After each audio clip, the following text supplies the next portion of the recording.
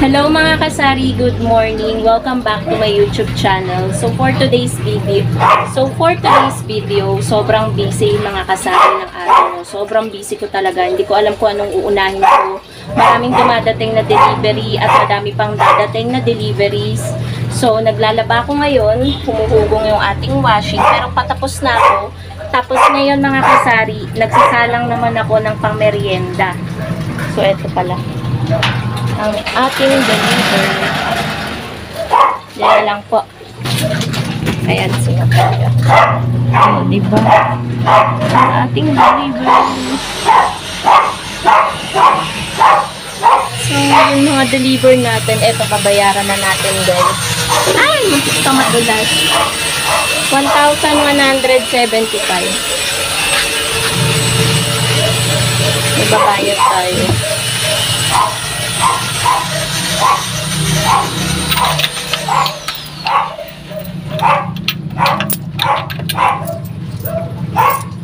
$1,175.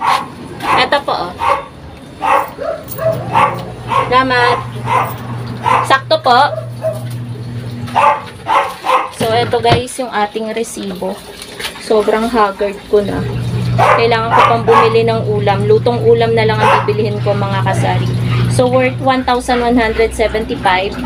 Mamaya ko i-haul lahat sa inyo mga kasari, yung mga dumating na deliveries. At ang inaantay ko na lang is yung ahente po natin ng itlog. So, mamaya share ko sa inyo guys kung magkano yung mga puhunan ng mga items na kinuha ko para ma-update din kayo mga kasari. Medyo maingay lang si Basha kasi gusto na niyang lumabas.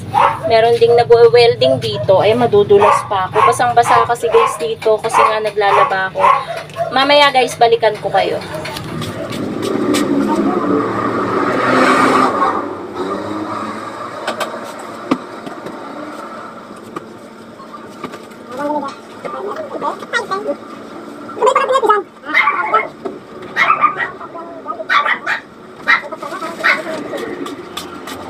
Okay guys, so medyo tapos na ako sa aking ginagawa, kaya mag-haul na tayo.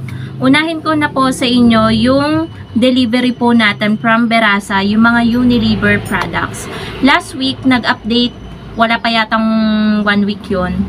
Nag-update ako sa inyo na lahat ng mga Unilever products ay nagtaas. As in, wala ni isang nakalagpas na hindi nagtaas. So ngayon guys, ayan, update ko kayo sa mga kinuha ko. Meron kasi akong mga in-order ngayon na hindi ko in-order no nakaraan, kaya i-update ko din kayo. So unahin natin mga kasari is itong Pond's na Serum Day Cream Detox. Mabenta to sa akin. Ang laki ng itinaas nito, 12 grams to.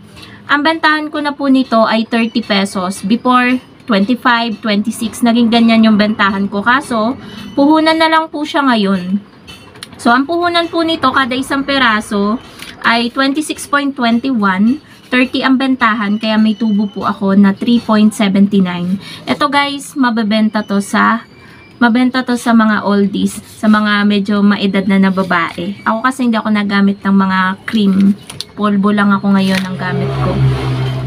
So, ito, dito naman tayo, isang peraso lang dahil ito ay na-expired lang naman sa akin. Kapag may naghanap, meron akong maibebenta kaya isang peraso lang. 35 grams ng Knorr Cream of Mushroom. Ito ang puhunan nito kay Berasa ay 33 point... Ay, hindi pala. Nasaan na ba? Puhunan nito kay Berasa ay 35.74. Ibebenta ko siya ng 40. So, meron akong tubo na 4.26. 4.26 yung tubo ko. Dito naman tayo sa 4 na peraso na Ladies Choice. Ang puhunan nito, kada isa ay 33.16. Tumaas po siya kasi nung nakaraan nasa 32 something lang to.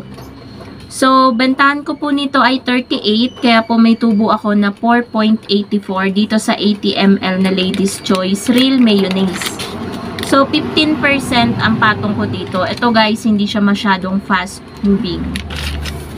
Next, Rexona Men. Ito lang yung order ko kasi madami pa akong Rexona. Ayoko kasing mauubusan nito dahil ito ay mabenta.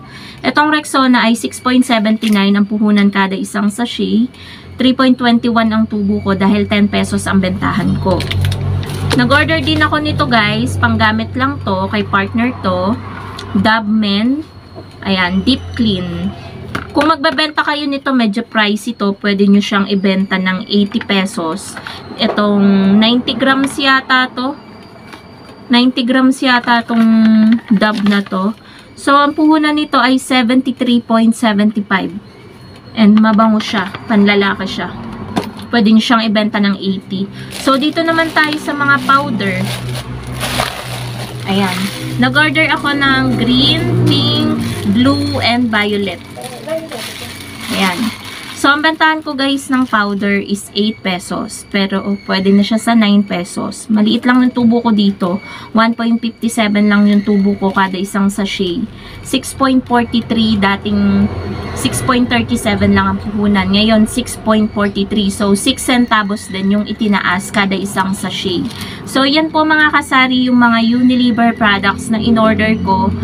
At yun po, ulitin ko, tumaas po lahat ng mga Unilever products pero hindi naman po siya kataasan. Mga sentimo, piso, ganyan yung itinaas. Pero check nyo din po mga kasari kasi hindi naman lahat tayo ay sa ahente nag-o-order. Malamang sa malamang, itong mga puhunan na to, mahal to sa iba, sa mga wholesaler.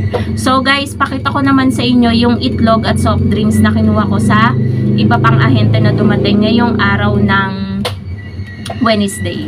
Okay guys, ngayon ipapakita ko naman sa inyo yung egg na kinuha ko kay kuya. Ang size nito guys is large. So bawas na po siya dahil kahapon pa po naubos yung paninda kong itlog at kanina may bumili na rin pagkarating nitong 2 tray ng itlog na aking kinuha. Large po ito po. Medyo umokay na guys yung size ng itlog na kinuha ko kay kuya. Nung nakaraan kasi nung una-una, yung kuha ko ng large, parang anliit nung binigay niya. Parang small lang or medium size. So, ayan, yung large, okay na yung size niya para sa standard ko.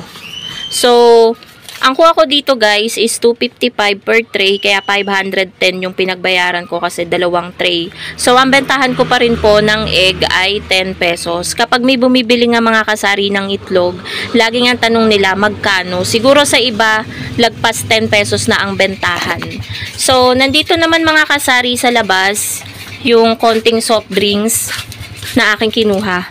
Ito po ay halos mga mismo lang.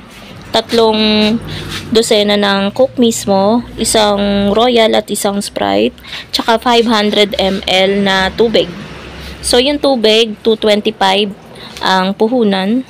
Patayin muna natin tong gripo. Naglaba kasi ako guys, kaya basa-basa pa dyan. So, bentahan natin guys ng mineral is 15 pesos. 500 ml po yan. Medyo malaki yan sa tag 10 pesos or 12 nyo tinitinda. So, 24 pieces yan, 225. So, nasa 9 point something. Magte 10 pesos yung puhunan. 15 pesos yung bentahan. Kaya medyo malaki-laki yung tubo natin guys sa mineral. Tapos sa mga mismo naman, 190 ang isang dosena. So, ang bentahan po natin yan is 20 pesos kada isang bottle. Nasa 4 mahigit lang, wala pang 5 piso yung tubo natin kada isang bottle ng mismo. So, yan guys. So, yan lang naman mga kasari yung mga deliveries na dumating ngayong araw ng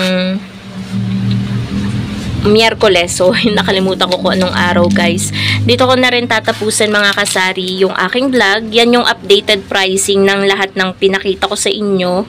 So, depende na lang po sa inyo kung susundin nyo or hindi. Hindi ko naman sinasabing sundin nyo yung pricing ko kasi iba-iba naman yung pinamimilihan natin, 'di ba? Iba-iba yung pagpapatong natin at iba-iba yung puhunan.